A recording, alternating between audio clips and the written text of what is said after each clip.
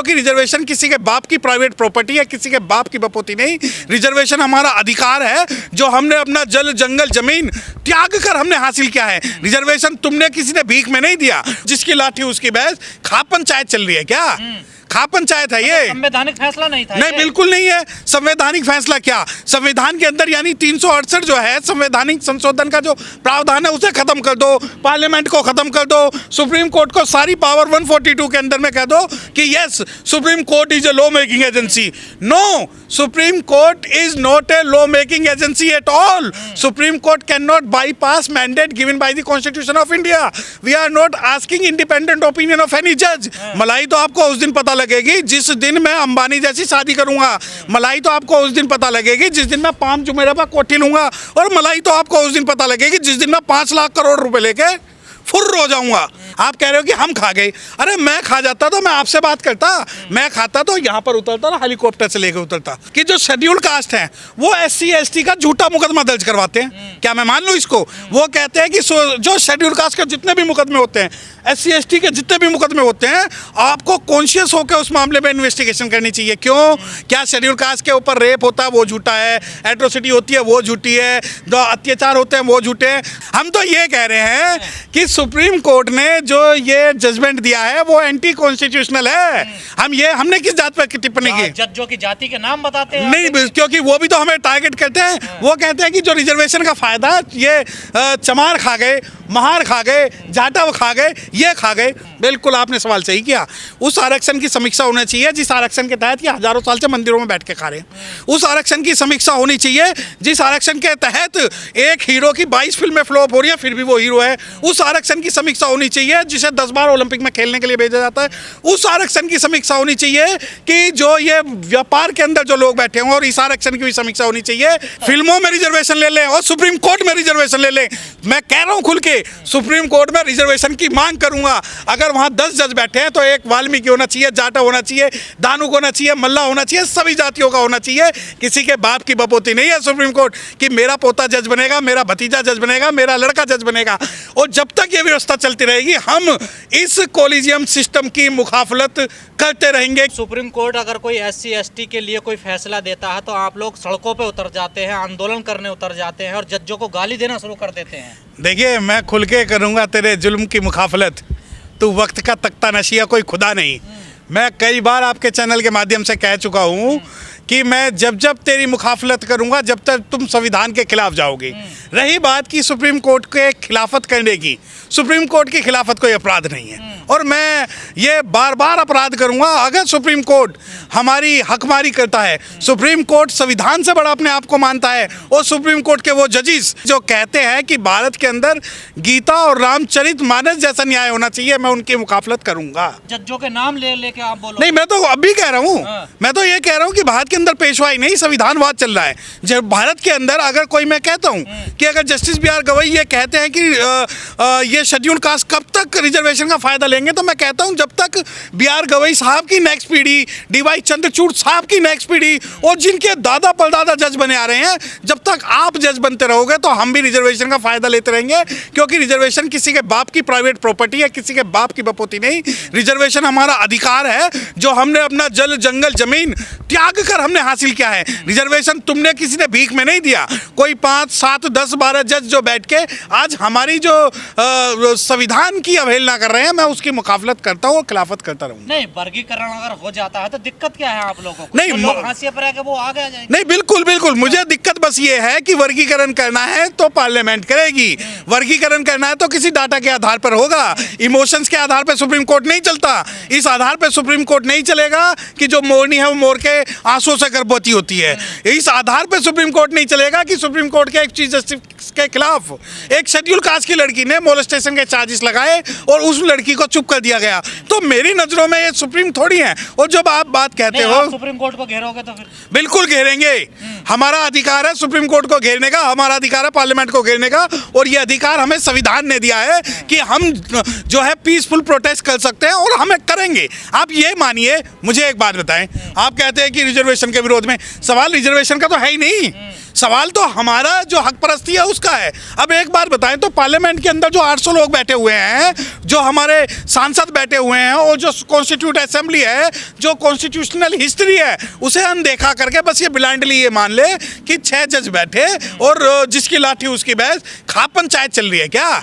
खा पंचायत है ये? संवैधानिक फैसला नहीं था नहीं, ये? बिल्कुल नहीं है। संवैधानिक फैसला क्या, संविधान के अंदर यानी 368 जो है संवैधानिक संशोधन का जो प्रावधान है उसे खत्म कर दो, पार्लियामेंट को खत्म कर दो, सुप्रीम कोर्ट को सारी पावर 142 के अंदर में कह दो कि yes Supreme Court is a law making agency. No, Supreme Court is not a law making agency at all. Supreme Court can not bypass mandate given by the Constitution of India. We are not asking independent opinion of any जज। अगर justice Pankaj Mittal ये कहते हैं, justice Pankaj Mittal ये कहते हैं इस judgement के पेज नंबर 40 पे कि शुरू में जो वर्ण व्यवस्था थी वो कर्म आधारित थी, शुरू में जो वर्ण व्यवस्था थी वो कर्म आधारित थी, तो मैं तो इस बात को चैलेंज कर रहा हूं कि आपके श्लोकों में लिखा हुआ है कि विप्र पूजिए जो गुणहीना, शूद्र न पूजिए गुण प्रवीणा। तो ये, और दूसरी बात, किस इतिहास में, किस माइथोलॉजी में ये लिखा हुआ है? आप मुझे पूरे भारत की माइथोलॉजिकल हिस्ट्री का इतिहास बता दो जहां एक अछूत और एक शूद्र ब्राह्मण बनाओ। अलबत्ता मैं आपको बता देता हूं कि एकलव्य का अंगूठा जो जाति के कान काट लिया गया, शंभुक ऋषि की जो गर्दन है वो जाति के कान काट ली गई। तो जब पंकज मित्तल साहब ये कहते हैं कि भारत के अंदर जो जाति है वो जन्म आधारित थी, वो जन्म आधारित नहीं कर्म आधारित थी, तो बिल्कुल गलत है। मैं नहीं मानता इस फैसले को। कर्म के आधार पे ही तो था वर्ण व्यवस्था, और क्या था? अच्छा, तो अगर कर्म के आधार पे थी तो एक अछूत और कर्म के आधार पे शंभुक ऋषि का गला क्यों काट दिया? क्यों काट दिया एकलव्य का अंगूठा? और कर्म के आधार पर थी तो मुझे बताओ सीता माता ने जो लव कुश पैदा किए थे वो कहाँ किए थे? अगर कर्म के आधार पे, तो कर्म के आधार पे था तो मुझे एक बात बता दो कि पूरे इस माइथोलॉजिकल इतिहास में कौन सा अछूत, कौन सा अनटचेबल, कौन सा डिप्राइव्ड जो ब्राह्मण बन गया? बना कोई आज तक? आप सारी मलाई खा गए, अब उसका बंटवारा हो रहा तो आपको दिक्कत हो रही है ना? देखिए, मलाई भी देंगे, ये तो हमारे घर का अंदर का मामला है। चाहे मैं मलाई खाऊं या मैं दूध पीऊं, ये तो हम भाइयों का मामला है। दूसरी बात, आप कहते हो मलाई खा गए, अरे भाई कौन, सुनो, मतलब अब घर का मामला हो गया, जब वो हांसिए पे पड़े हुए हैं। नहीं, मुझे एक बात बताओ, आप ये कहते हो कि हम मलाई खा गए, अब उनके हिस्से की जो चीज़ है मुझे ये बताओ कि क्या एससी के अंदर, जिसे आप क्रीमी लेयर कहते हो, क्या मलाई होती है? मेरे हिसाब से तो मलाई तो का मतलब है रोल्स रॉयस, मर्सिडीज। ये मलाई तो खड़ी है। अरे नहीं, ये तो फिल्म का ट्रेलर है। मलाई तो आपको उस दिन पता लगेगी जिस दिन मैं अंबानी जैसी शादी करूंगा।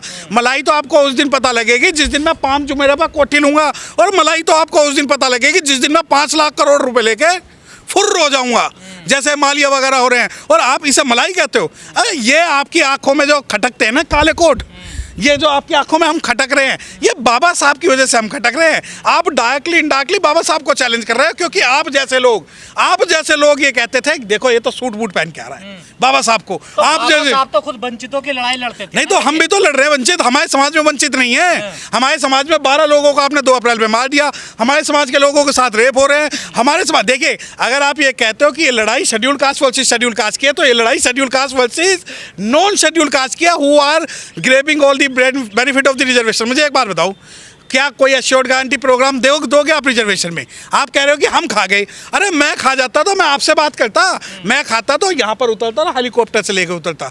और जिसको आप कह रहे हो ना, ये सिर्फ ये आटे में नमक है। मुझे बताओ कितने हमारे मछलीज है, कितने आपके जैसे कितने बहुजन पत्रकार हैं जिनके पास अपने स्टूडियो है?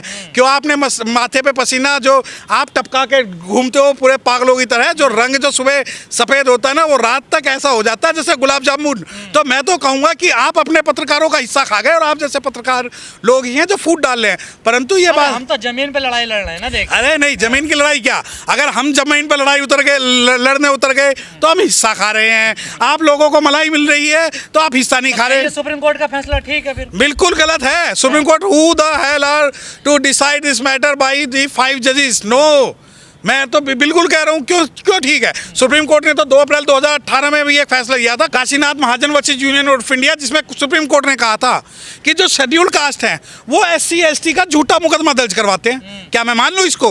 वो कहते हैं कि जो शेड्यूल कास्ट के जितने भी मुकदमे होते हैं, SC ST के जितने भी मुकदमे होते हैं, आपको कॉन्शियस होकर उस मामले में इन्वेस्टिगेशन करनी चाहिए। क्यों? क्या शेड्यूल कास्ट के ऊपर रेप होता है वो झूठा है, एट्रोसिटी होती है वो झूठी है, जो अत्याचार होते हैं वो झूठे हैं? तो मैं तो नहीं मानता। और एक बात बताए ना, सुप्रीम कोर्ट क्या, हमारी जो किस्मत है, हमारी जो नियत है वो संविधान तय करेगा, कोई 1 2 5 जजिस तय नहीं करेंगे। और बिना डाटा के, मैं तो कह रहा हूँ बिना डाटा के आप कहते हैं हम संवैधानिक है, संविधान को मानते हैं, कलम की लड़ाई लड़ते हैं, और आप एक जात को टारगेट करते हैं। नहीं देखिए, मुझे आप सवाल पूछने में ही दिग्भ्रमित हो गए। संविधान को मानने वाला जाति को नहीं मानता। ये जो लड़ाई है, एक जात पर क्यों टिप्पणी करते हो, क्यों टारगेट नहीं करते हो? नहीं, मैंने क्या कहा, किसने की जात में टिप्पणी? हम तो ये कह रहे हैं कि सुप्रीम कोर्ट ने जो ये जजमेंट दिया है वो एंटी कॉन्स्टिट्यूशनल है। हमने किस जात पर टिप्पणी की? जजों की जाति के नाम बताते हैं नहीं, क्योंकि वो भी तो हमें टारगेट करते हैं। वो कहते हैं कि जो रिजर्वेशन का फायदा ये चमार खा गए, महार खा गए, जाटव खा गए, ये खा गए। अरे भाई मुझे बताओ ना, कितने चमारों के पास, कितने महारों के पास, कितने मीनाओं के पास आप कह रहे हो कि भाई ये लोग जो है रिजर्वेशन का फायदा ले रहे हैं। मुझे एक बात बताओ, क्या संविधान के अंदर ये प्रावधान था कि रिजर्वेशन का फायदा सिर्फ 20 30 40 50 साल तक रहा जाएगा? मुझे एक बार बताओ कि जो भारत के प्रधानमंत्री है, राष्ट्रपति द्रौपदी मुर्मू को नहीं पार्लियामेंट में नहीं बुलाया गया, राष्ट्रपति कोविंद जी को पुष्कर मंदिर से भगाया गया मार के। क्या ये जो जाति हुई, ये जातिगत अत्याचार हुआ, क्या ये आर्थिक आधार पे हुआ? दूसरी बात, कल आप 50 रुपए का एक सर्टिफिकेट बनवा लोगे, इनकम सर्टिफिकेट, और कह दोगे जी हम गरीब हैं। ये जो आप सिद्धांत लागू कर रहे हो या ईडब्ल्यूएस और समीक्षा तो होनी चाहिए ना आरक्षण की, क्या स्थिति है आरक्षण? नहीं, बिल्कुल सही, इस बात से मैं सहमत हूँ। आरक्षण की समीक्षा होनी चाहिए, बिल्कुल आपने सवाल सही किया। उस आरक्षण की समीक्षा होनी चाहिए जिस आरक्षण के तहत ये हजारों साल से मंदिरों में बैठ के खा रहे हैं। उस आरक्षण की समीक्षा होनी चाहिए जिस आरक्षण के तहत एक हीरो की 22 फिल्में फ्लॉप हो रही है फिर भी वो हीरो है। उस आरक्षण की समीक्षा होनी चाहिए जिसे 10 बार ओलंपिक में खेलने के लिए भेजा जाता है। उस आरक्षण की समीक्षा होनी चाहिए कि जो ये व्यापार के अंदर जो लोग बैठे हों। और इस आरक्षण की भी समीक्षा होनी चाहिए कि जो ये अंबानी फैमिली है, ये जो अडानी फैमिली है, या जो ये मोदी फैमिली है, या जो ये माल्या फैमिली है, क्या इस आरक्षण की समीक्षा करोगे? आरक्षण का मतलब क्या जानते हो? देश को एकजुट नहीं होने दोगे, ना भाईचारा नहीं बनने दोगे। हमारी जल जंगल जमीन संवैधानिक तौर पे हम लेके रहेंगे, और अगर तुम लोग हमें छेड़ोगे तो हम आपको छोड़ेंगे नहीं। रिजर्वेशन, अभी तो सुनो, अभी तो रिजर्वेशन की हम लड़ाई लड़ रहे हैं, क्लर्क की, एलडीसी की और चपरासी की। कहीं ऐसा ना हो कि जल जंगल जमीन बंटवा दें, स्पेशल कंपोनेंट प्लान ले लें, प्राइवेट नौकरियों में रिजर्वेशन ले लें, सुनो फिल्मों में रिजर्वेशन ले लें, और सुप्रीम कोर्ट में रिजर्वेशन ले लें। मैं कह रहा हूं खुल के, सुप्रीम कोर्ट में रिजर्वेशन की मांग करूंगा। अगर वहां 10 जज बैठे हैं तो एक वाल्मीकि होना चाहिए, जाटा होना चाहिए, दानुक होना चाहिए, मल्ला होना चाहिए, सभी जातियों का होना चाहिए। किसी के बाप की बपोती नहीं है सुप्रीम कोर्ट कि मेरा पोता जज बनेगा, मेरा भतीजा जज बनेगा, मेरा लड़का जज बनेगा। और जब तक ये व्यवस्था चलती रहेगी हम इस कोलिजियम सिस्टम की मुखाफलत करते रहेंगे, क्योंकि मेरी नजर में ये संविधान को तार तार करने का एक पर इस फैसले में कुछ राइडर भी तो लगाए ना सुप्रीम कोर्ट ने, कोई ऐसी लागू थोड़ा ही हो जाएगा ये देखिए। राइडर क्या? क्या राइडर? कल सुप्रीम कोर्ट ये कह दे कि जी आपके भाग्य को तय जो है वो पाकिस्तान वाले करेंगे तो मैं मान लूंगा। राइडर का मतलब क्या? कौन संविधान के काम सुप्रीम कोर्ट करेगा क्या? राइडर का मतलब हमें मीठा मीठा गप गप फिक्का फिक्का थू थू सुप्रीम कोर्ट के मन में जो आया वो बोल दिया और उसके बाद में राइडर नहीं लग सकता। रिजर्वेशन का एक बात बताओ ना, रिजर्वेशन के 2 प्रावधान है, 16(4) 15(4). एक सुप्रीम कोर्ट सिर्फ ये 2 प्रावधान ही ऐसे जिन्हें सुप्रीम कोर्ट ये कहता है कि ये मौलिक अधिकार नहीं है। अरे भैया, इनेबलिंग प्रोविजन है। जो पढ़ते हैं मुझे ये बताओ कि हम आरक्षण की मांग जो है एक अधिकार के तौर पे क्यों नहीं कर सकते? इनेबलिंग प्रोविजन का मतलब क्या है? जब कॉन्स्टिट्यूट असेंबली में डिबेट हुई है, जब पार्लियामेंट ने चीज़ें पास की है, तो सुप्रीम कोर्ट अननेसेसरी जो है बिना हमें सुने हुए, अब आप ये कहो कि नहीं, कितना बदनाम हो गया आरक्षण के नाम पे, आप लोगों को कितना बदनाम किया जाता है। देखिए, मेरिट खराब कर दी इन लोगों ने, मेरिट ये सत्यानाश कर दिया, फिर गति में रुकावट है ये लोग। ऐसा है, ये तो जो आरक्षण वाले हैं जिन्होंने देश चला रखा है, वरना ये लोग तो पैसे ले लेके भाग रहे हैं। मुझे एक बात बता दो, अगर एक शेड्यूल कास्ट और एक शेड्यूल कास्ट और एक मुस्लिम भारत की गुप्तचरी और मुखबरी करते हुए अगर पकड़ा गया हो, दूसरी बात कहते हैं कि मेरिट, अबे मेरिट क्या? तुम्हारी मेरिट, ओलंपिक में तुम एक वो नहीं जीत पाते गोल्ड मेडल, ठीक है, ऑस्कर में तुम नहीं जीत पाते। जब विदेशों में जाते हो अपने आप को ब्लैक कहते हो, अपने आप को एशिया कह के आप वहाँ कहते हो। जब शाहरुख खान के साथ बदतमीजी होती है तब तुम कहते हो कि रेशियल डिस्क्रिमिनेशन हो रहा है, किसी फीमेल के साथ होती है तब रेशियल डिस्क्रिमिनेशन होता है। तो ये जो सारी कहानियाँ हैं, आप लोग अगर ये सोचते हो कि जो रिजर्वेशन का प्रारूप सरकारी नौकरी तक है, यकीन मानो सारी जल जंगल जमीन प्राइवेट सेक्टर और सब चीज़ बांट के अपने हिस्सेदारी लेंगे, तब जाके हम साथ बैठेंगे।